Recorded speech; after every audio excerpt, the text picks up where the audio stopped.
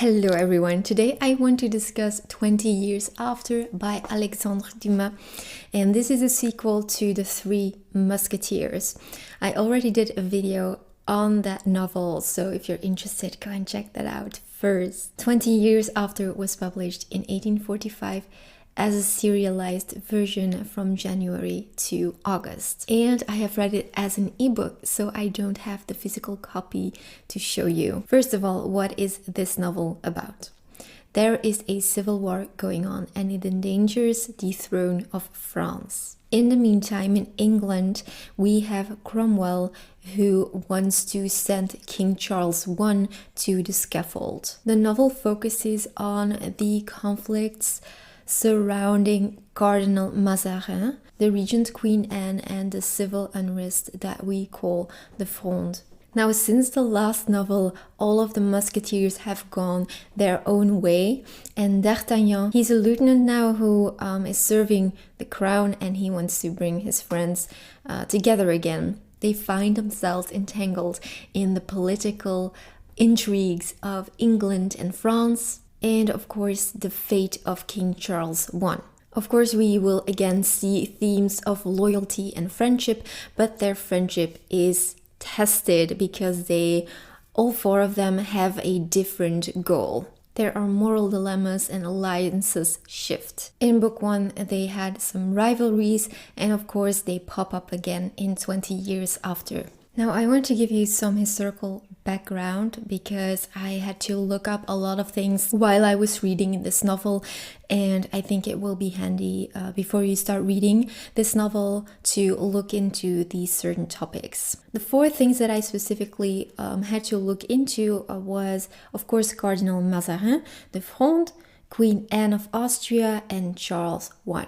So let's do the background information first, and then I will go into my personal opinion. For Cardinal Mazarin, here are some things that you should know. After Cardinal Richelieu died, Cardinal Mazarin took over the power. He was the chef regent of France at that time, and he held significant power during the regency of Queen Anne of Austria. He was originally from Italy and was known for his intelligence, his cunning, and he was also an extremely ambitious man. This, of course, gave him many enemies at the French court. In the novel, we see Mazarin ruling over France, and this gives a lot of discontent among the nobles and the people of France. And what Mazarin does is he calls in the help of D'Artagnan and his friends.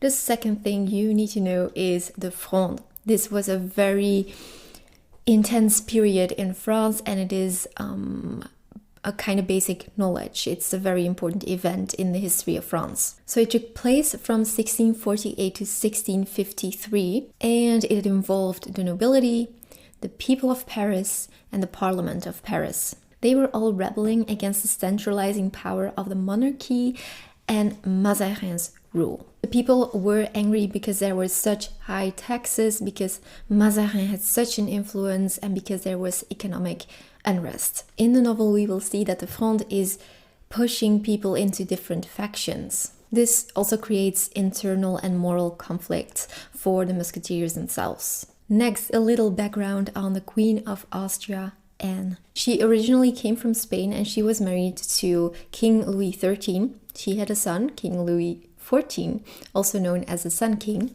After her husband's death, she served as a regent for her young son because he was too young to rule. And of course, she worked closely together with Mazarin, and it was also said that they had a romantic relationship. Many nobles were of the opinion that Queen Anne was too dependent on Mazarin, and they resented her for it. Her role in the novel is to protect her son's future throne and to navigate the rebellion. And finally, we have King Charles I of England. He ruled Scotland, England, and Ireland in a time where there was a lot of tension between the Parliament and the monarchy. He wanted absolute power, and his conflicts with Parliament over taxation, religion, royal authority led to the English Civil War. If you know the history, then of course you know how things ended, but I will not tell you in this video because it could be viewed as a spoiler. His storyline in the novel is important because the Musketeers will be trying to save his life. The writing style is exactly what we are used of Dumas. It is clear and it is action-packed. It was 630 pages and I did find it too long, I did find it too stretched out, and it could have been a little shorter for me.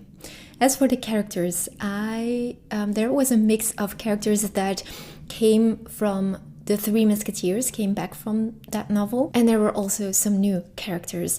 Now, I think it's important to have the knowledge of book 1, so you cannot read book 2 without knowing the characters from book 1. But I must say it has been a while since I've read the Three Musketeers and I had a little trouble remembering everyone, so if you can, don't leave too much time in between the sequels. As for the writing, we get descriptive writing like anyone who attempted at that moment to contemplate that red stimma, the gorgeous robe of office and the rich lace, or who gazed on that pale brow bent in anxious meditation might, in the solitude of that apartment, combined with the silence of the antechambers and the measured paces of the guards upon the landing place, have fancied that the shade of Cardinal Richelieu lingered still in his accustomed haunt.